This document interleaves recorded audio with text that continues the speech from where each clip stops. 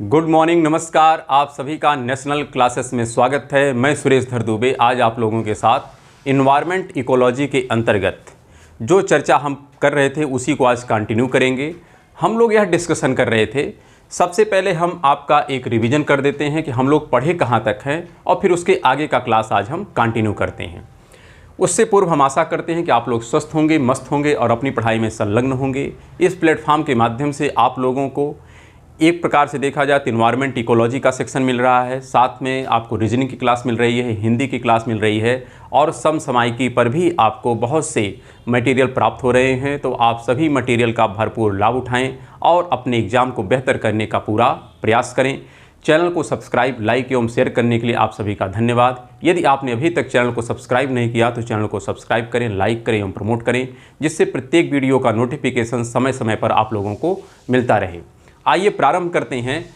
सबसे पहले तो हमने यह डिस्कशन किया था कि 1988 में अर्थात 1988 में एक पैनल बनाया गया था जिसका नाम था IPCC। यह पैनल जो बना था यह जलवायु परिवर्तन के संबंध में जो पक्ष हैं उस पक्ष पर विस्तृत अध्ययन करने के लिए इस पैनल का गठन किया गया था। किसने किया था? यूनाइटेड नेशन ने। किसकी देखरेख में किया था? तो दो बॉडी थी। एक बॉडी का नाम था वर्ल्ड मेट्रोलॉजी ऑर्गेनाइजेशन और दूसरे का नाम था यूनाइटेड नेशन इन्वायरमेंट प्रोग्राम। किसने किया था इसका गठन? तो यूनाइटेड नेशन ने। और इसी की जो रिपोर्ट आई थी अर्थात असेसमेंट रिपोर्ट 1, यह आई थी 1990 में। इसी रिपोर्ट को आधार मान करके 1991 में एक कमेटी बनाई गई थी जिसका नाम था इंटर गवर्नमेंटल नेगोशिएटिंग कमेटी। कब बनाई गई थी? 91 में। और इसी कमेटी के द्वारा जो रिकमेंडेशन आई थी, जो सुझाव आया था, जो प्रस्ताव आया था, यह प्रस्ताव पेश किया गया था कहाँ पर? रियो सम्मेलन में। कहाँ पर? रियो सम्मेलन में। अर्थात इसी को हम कहते हैं पृथ्वी सम्मेलन। और यह सम्मेलन कहाँ हुआ था? तो रियो डी जेनेरियो में। कब हुआ था? 1992 में। यहाँ पर कुछ प्रकार के कार्य निर्धारित किए गए थे। अर्थात एक यहाँ पर निकाय बनाया गया था जिसका नाम था UNCCD, जो मरुस्थलीयकरण पर प्रतिबद्ध निकाय है। अर्थात मरुस्थलीकरण की समस्याओं के समाधान के लिए इस निकाय का गठन किया गया था। दूसरा जो बनाया गया था उसका नाम था UNFCCC, जो जलवायु परिवर्तन पर प्रतिबद्ध निकाय था। इसी प्रकार जैव विविधता पर प्रतिबद्ध निकाय बना था जिसका नाम था CBD। लेकिन ये तीनों जिसके तहत कार्य करेंगे वह था एजेंडा 21। क्या था? एजेंडा 21। इसकी हम चर्चा कर चुके हैं। एजेंडा 21 की चर्चा कंप्लीट है और हमने यह बताया था कि जो एजेंडा 21 है, इसी एजेंडा 21 का रूप बदल करके आज क्या हो गया है? सस्टेनेबल डेवलपमेंट गोल हो चुका है। अर्थात ये जो एजेंडा 21 है इसका रूप बदल के 2002 में क्या रखा गया था? मिलेनियम डेवलपमेंट गोल, जिसमें 8 लक्ष्य थे। कितने लक्ष्य थे? 8 लक्ष्य थे। लेकिन कालक्रम में अर्थात 2012 में इसका रूप फिर से बदल दिया गया और इसका नाम कर दिया गया सस्टेनेबल डेवलपमेंट गोल, जिसमें 17 लक्ष्य थे और 169 टारगेट निर्धारित किए गए थे।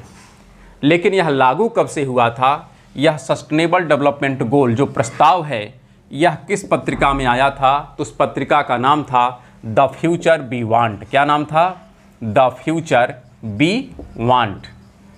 साथ में यह प्रस्ताव पास कब हुआ था? तो 2015 में यूनाइटेड नेशन की 17वीं बैठक में पास हुआ था। किस बैठक में? 17वीं बैठक में यह प्रस्ताव पास किया गया और इसका जो कार्यकाल लागू किया गया, यह कार्यकाल आपका था 2016 से लेकर के 2030। क्या था? 2016 से 2030, अर्थात 15 वर्षीय इसका कार्यकाल था। ये सब बातें हम लोग डिस्कस कर चुके हैं। लेकिन इस SDG में कौन सा राष्ट्र किस स्थान पर उपस्थित है, इसके लिए एक इंडेक्स जारी होता है और यह जो इंडेक्स जारी होता है 2016 से जारी होता है। कब से जारी होता है? 2016 से। और इसी सस्टेनेबल डेवलपमेंट गोल के लक्ष्य को भारत सरकार अपने राज्यों में प्राप्त करने के दृष्टिकोण से नीति आयोग के माध्यम से एक इंडेक्स जारी करती है जिसको हम लोग कहते हैं सस्टेनेबल डेवलपमेंट इंडेक्स, जो भारत का है अलग से। यह जो इंडेक्स है यह अंतर्राष्ट्रीय है, अर्थात यूनाइटेड नेशन का है, और इसी पैटर्न पर भारत का भी एक इंडेक्स जारी होता है।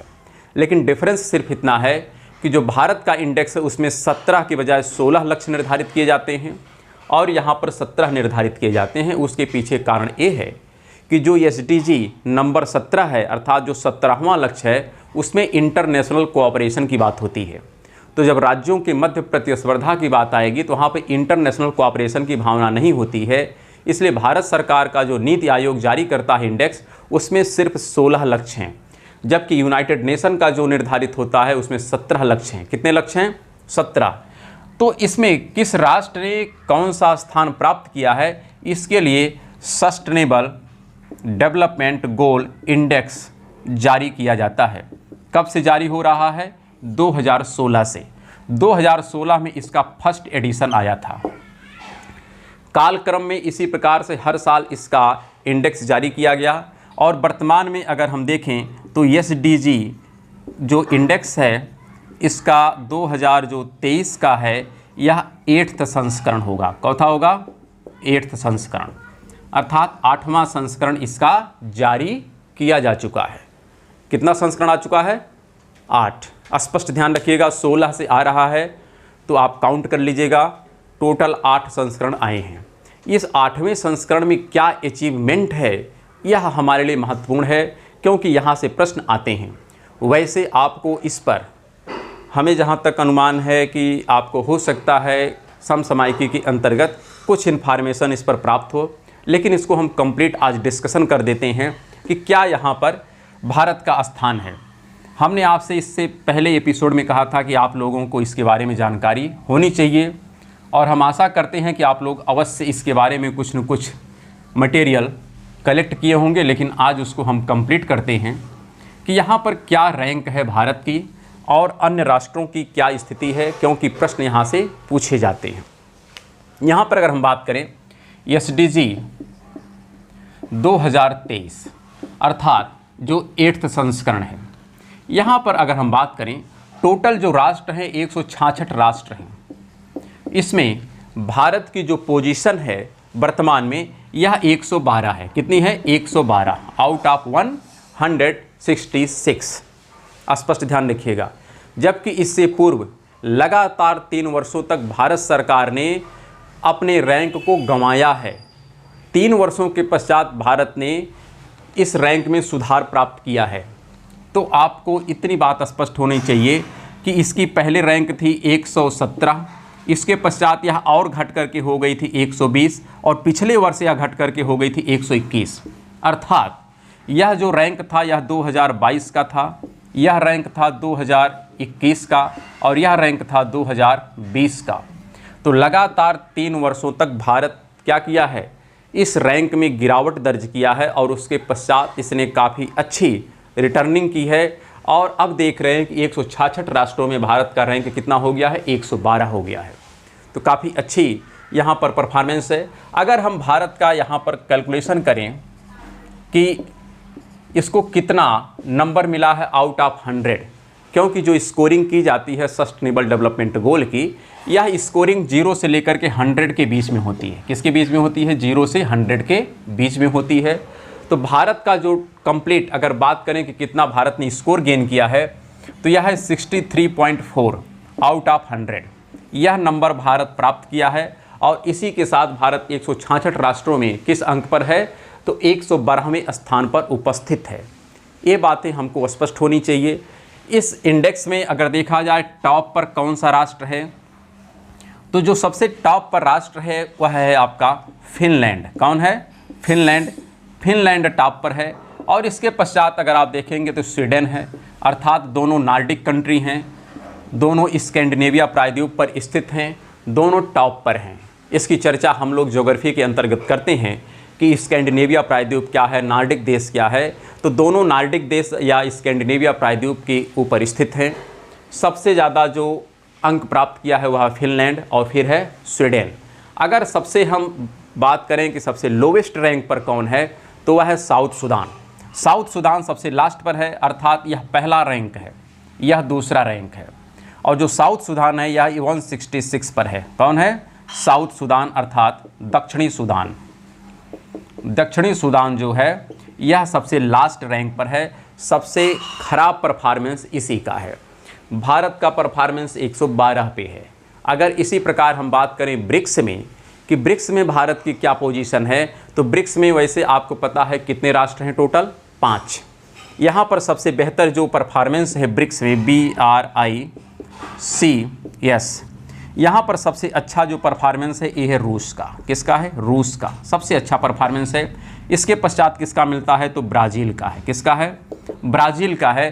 फिर आपको मिलता है यहाँ पर चीन का है, और इसके पश्चात मिलता है साउथ अफ्रीका का है। साउथ अफ्रीका आपको मिलता है 1 से 10वें रैंक पर, और भारत मिलता है 112वें पर। अर्थात हमको एनालिसिस पूर्वक याद करना है, केवल मटेरियल याद करने से काम नहीं चलेगा। हम मानते हैं सब कुछ भूल जाए, लेकिन इतना तो स्पष्ट होना चाहिए कि ब्रिक्स में भारत कहाँ पर स्थित है। तो ब्रिक्स में भारत की पोजीशन सबसे खराब है, ये बात मानिएगा आपको। लेकिन फिर भी यह आपको मानना पड़ेगा कि पिछले 3 वर्षों में लगातार गिरावट होने के बावजूद इस वर्ष हम लोगों ने रिकवरी बहुत अच्छी किया है। अर्थात 121 से अब हम सुधार करके 112 पे आ गए हैं। तो कितने स्थान का हम लोग सुधार किए हैं तो आप कैलकुलेट करिए। लेकिन यहाँ पर टोटल आउट ऑफ कितना हमने स्कोर प्राप्त किया है, तो 100 में से 63.4 हमने स्कोर प्राप्त किया है। और इसी दृष्टिकोण से हमने आपके साथ यह भी डिस्कस किया था कल के क्लास में कि जो भारत का नीति आयोग इंडेक्स जारी करता है उसमें भारत का कंप्लीट जो स्कोर है वो कितना है, ये हमने डिस्कस किया था। उसमें 66 नंबर प्राप्त किया है। कितना प्राप्त किया है? 66 अंक प्राप्त किया है। लेकिन यह किसके अनुसार है? यह नीति आयोग के अनुसार है। नीति आयोग के अनुसार सभी राज्यों का जो एक्युमुलेटिव स्कोर है कितना है? 66 है। लेकिन यूनाइटेड नेशन के द्वारा जो इंडेक्स जारी होता है उसमें भारत का स्कोर कितना है? तो 63.4 है। तो यदि इतने तथ्यों को आप ध्यान रखते हैं तो सस्टेनेबल डेवलपमेंट गोल क्या है यह भी स्पष्ट हो जाएगा, साथ में कितना स्कोर है ये भी आपको स्पष्ट हो जाएगा। लेकिन एक तथ्य और है, महत्वपूर्ण है, यह आपको भूलना नहीं है। अगर आप भूल गए तो फिर थोड़ी बात आपके लिए कष्टदायी होगी। और हमने आपसे पहले कहा है कि इसमें कितने लक्ष्य हैं? तो 17 लक्ष्य हैं, ये तो याद है। तो इसमें जो सस्टेनेबल डेवलपमेंट गोल का लक्ष्य नंबर 10 है। कौन सा है? लक्ष्य नंबर 10। ये आपकी जिम्मेदारी है खोजना, मेरी नहीं। इसी प्रकार अगर बात करें सस्टेनेबल डेवलपमेंट गोल का जो लक्ष्य नंबर 15 है, इन दोनों लक्ष्यों में भारत ने गिरावट दर्ज की है। क्या की है? गिरावट दर्ज की है। तो इसका तात्पर्य है कि सस्टेनेबल डेवलपमेंट गोल में कौन सा गोल पूछा जाता है। हम लोग 15 गोल रटे पड़े हैं या 17 गोल रटे पड़े हैं, वहाँ से प्रश्न नहीं आएगा। प्रश्न इन दोनों से आ सकता है, क्योंकि गोल नंबर 10 और गोल नंबर 15 में भारत क्या किया है? इसमें पीछे हटा है, अर्थात इसमें गिरावट दर्ज की है। लेकिन यह स्पष्ट आपको होना चाहिए कि जो गोल नंबर 1 है, अर्थात सस्टेनेबल डेवलपमेंट गोल नंबर 1, इसमें सुधार हुआ है। क्या हुआ है? सुधार हुआ है। पूछा जा सकता है कि सस्टेनेबल डेवलपमेंट गोल नंबर 1 क्या है, बताइए। अगर नहीं पता है तो जवाब आप नहीं दे पाएंगे। सभी गोल को याद करें या ना करें, लेकिन जो गोल यहाँ लिखी जा रही है इसको तो याद ही करना पड़ेगा। कहाँ से याद करेंगे? नेट पे सर्च करिएगा, मिल जाएगा। इसी प्रकार अगर देखा जाए SDG जो गोल नंबर 12 है और गोल नंबर 13, इन दोनों गोल को भारत प्राप्त कर चुका है, अर्थात यहाँ पर यह लक्ष्य को प्राप्त कर लिया है। तो 2 ऐसे गोल जिसको भारत प्राप्त कर लिया है, ये दोनों गोल कौन कौन से हैं? तो सस्टेनेबल डेवलपमेंट गोल नंबर 12 और 13 दोनों भारत अचीव कर लिया है। लेकिन यहाँ पर थोड़ी सी एक और विडंबना है कि ये जो 12 है, 12 को प्राप्त कर लिया है, साथ में इस पर बना रहे इसके लिए लगातार प्रयासरत है। क्योंकि लक्ष्य प्राप्त कर लिए अच्छी बात है, लेकिन लक्ष्य आपका प्राप्त ही रहे, आप इसमें से हट ना जाएं, इसके लिए आपको लगातार प्रयास करना होगा। तो 12 को प्राप्त कर लिया है और यह लगातार मेंटेन रहे, इसके लिए भारत सरकार कार्य भी कर रहा है। लेकिन लक्ष्य नंबर 13 को तो प्राप्त कर लिया है, लेकिन आगे यह कितने समय तक सस्टेन कर पाएगा, थोड़ा इसमें डाउट है। क्योंकि इसके प्रति थोड़ी सी व्यवस्था अब लचर हो रही है।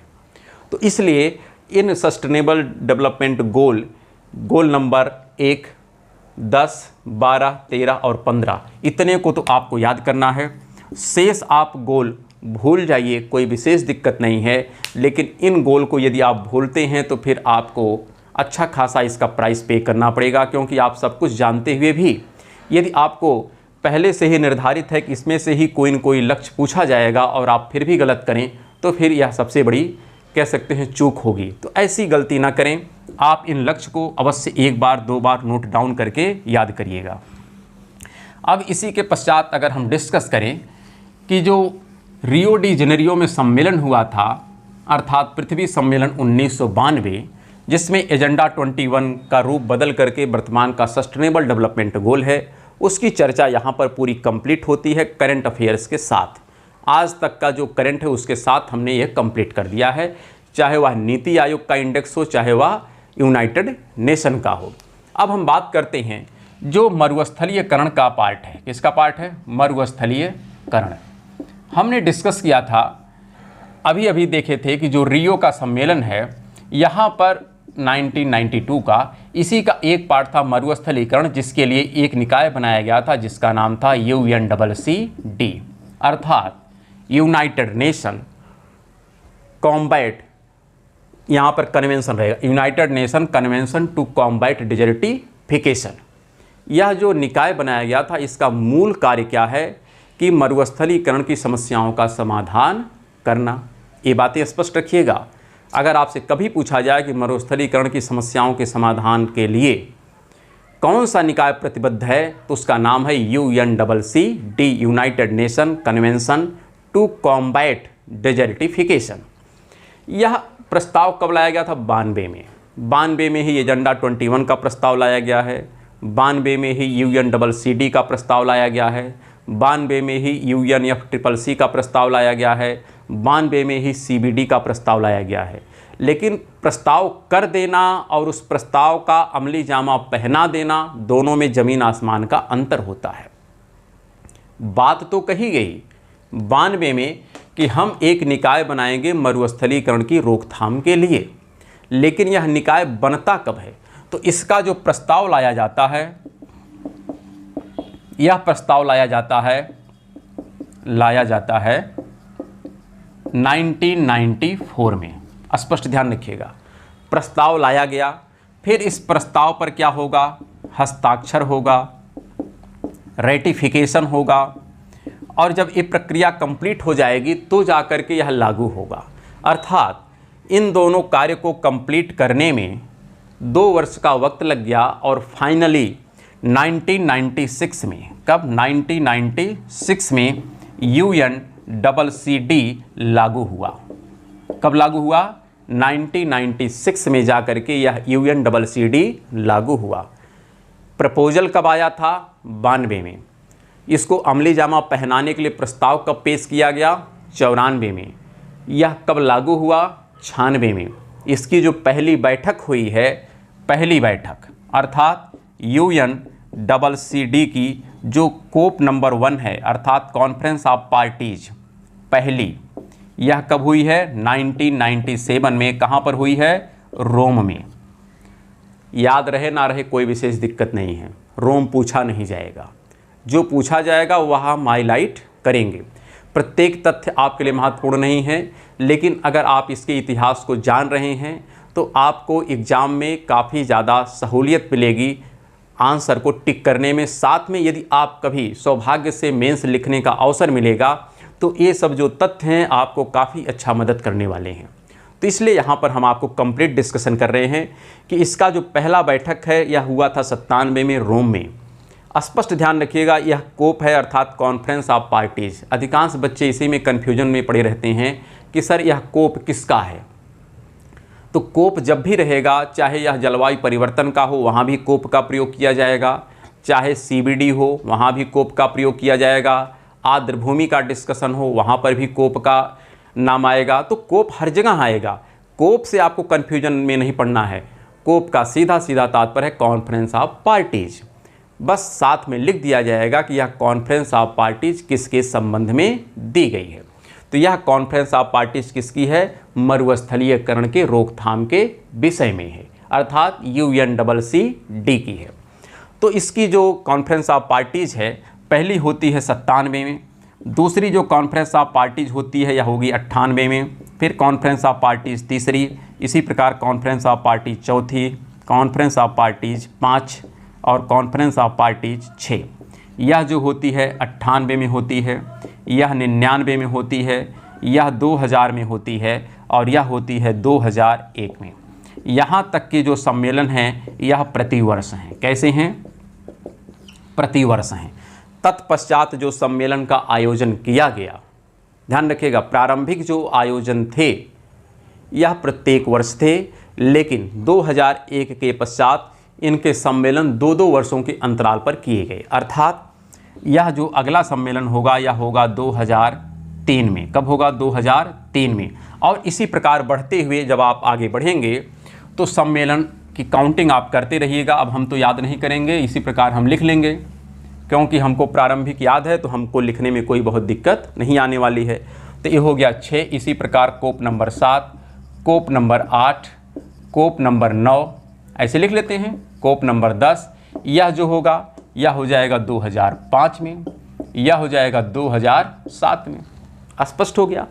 तो जो कोप नंबर 8 था 2007 वाला, यह कहाँ पर हुआ था? तो यह मैड्रिड में हुआ था। कहाँ हुआ था? मैड्रिड। मैड्रिड कहाँ है? एटलस पे लोकेट करिए, देखिए। और मैड्रिड के बारे में अगर नहीं पता है तो थोड़ी दिक्कत है, स्पेन की राजधानी है। चलिए यहाँ पर अगर हम बात करें, कोप नंबर 8 UNCCD का कहाँ पे हुआ था? मैड्रिड में। इसको हमने हाईलाइट क्यों किया? क्योंकि यहाँ पर कुछ कार्य किया गया है। शेष जो कॉन्फ्रेंस है मेरे लिए प्रासंगिक नहीं है, लेकिन यह कॉन्फ्रेंस ऑफ पार्टीज हमारे लिए प्रासंगिक है। क्यों है? आइए समझते हैं। लेकिन एक बात ध्यान रखिएगा, अगर आपसे पूछा जाए कि UNCCD का जो सम्मेलन होता है यह प्रत्येक वर्ष होता है या प्रत्येक 2 वर्षों पर होता है, तो आंसर लगाना है प्रत्येक 2 वर्षों पर होता है, क्योंकि केवल प्रारंभ के जो सम्मेलन थे यह प्रति वर्ष हुए थे, उसके पश्चात के सम्मेलन प्रति 2 वर्षों पर हो रहे हैं, अर्थात वर्तमान में जो चल रहा है ट्रेंड यह 2 वर्षों के अंतराल पर है। इसलिए जो जवाब हमारा होगा 2 वर्ष होगा। क्या होगा? 2 वर्ष होगा। तो यहाँ पर क्या कार्य किया गया, थोड़ा इसको समझते हैं।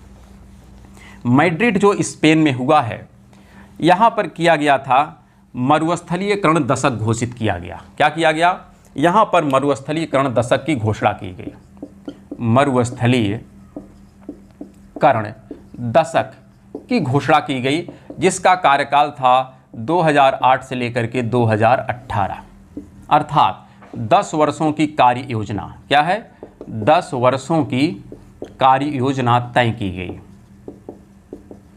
अर्थात इस दौरान यह निर्धारण किया गया कि मरुस्थलीकरण की समस्या का समाधान कैसे किया जाए। ये 10 वर्षों की कार्य योजना थी और इसी प्रकार सम्मेलन चलता रहा। यह सम्मेलन रहा होगा 2009 में, यह रहा होगा 2011 में, ऐसे आप लिख लीजिए।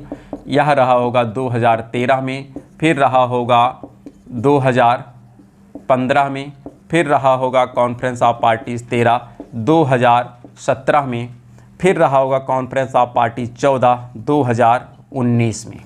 आ गए 2019, कॉन्फ्रेंस ऑफ पार्टीज नंबर 14। यह फिर प्रासंगिक हो गई। क्यों हो गई? क्योंकि यह 10 वर्ष की कार्य योजना 2018 में समाप्त हुई और उसी के पश्चात इसकी समीक्षा करनी थी। कहाँ पर? यह सम्मेलन चल रहा था एक्सपो सेंटर। ये कहाँ पर है? तो यह नोएडा में है। कहाँ पर है? नोएडा में है, भारत। अर्थात मरुस्थलीकरण का जो निकाय UNCCD का सम्मेलन है, एक सम्मेलन भारत में भी आयोजित हुआ है जिसका नाम है एक्सपो सेंटर। यहाँ पर इस मरुस्थलीकरण दशक की कार्य योजना की समीक्षा की गई। तो बातें स्पष्ट हो गई होंगी। यहाँ पर समीक्षा की गई और एक प्रस्ताव लाया गया। क्या कहा गया? यहीं पर बात की गई कि हम एक बनाएंगे ग्रीन वॉल। क्या बनाएंगे? ग्रीन वॉल की संकल्पना लाई गई। ये जो ग्रीन वॉल की संकल्पना थी यह 5 किलोमीटर लंबी थी, 5 किलोमीटर चौड़ी थी। कितना था? इसकी चौड़ाई 5 किलोमीटर थी और लंबाई थी 1400 किलोमीटर। लंबाई कितनी थी? 1400 किलोमीटर। और यह जो ग्रीन वॉल है, यह ग्रीन वॉल वृक्षों की एक दीवार बनाई जाएगी। सिंपल सा इसका कॉन्सेप्ट था कि जो भारत है, भारत का अगर हम पश्चिमी सेक्शन देखें तो वहाँ पर है अरावली, और अरावली के भी पश्चिम में जो है वहाँ पर है थार का मरुस्थल, और लगातार वृक्ष का कटाव किए जाने के कारण मरुस्थल का लगातार प्रसार हो रहा है। तो मरुस्थल से हम अपने मुख्य भूमि की सुरक्षा करें, इसके लिए वृक्षों का क्या करना पड़ेगा, लगाना पड़ेगा। अर्थात अगर हम बात करें इस प्रकार से, अगर भारत है तो यहाँ पर आपको देखने को मिलती है अरावली, और ये जो अरावली है इसका विस्तार गुजरात है, राजस्थान है, यहाँ पर हरियाणा है और दिल्ली है, इसी यहीं तक ये मिलती है। तो ये जो अरावली है, इसी अरावली के समानांतर एक ग्रीन वॉल की संकल्पना लाई गई जो 1400 किलोमीटर लंबी है। कहाँ से है, तो यह पोरबंदर से शुरू होगी। कहाँ से, पोरबंदर से शुरू होगी और कहाँ तक जाएगी, पानीपत। पानीपत कहाँ पे है, हरियाणा।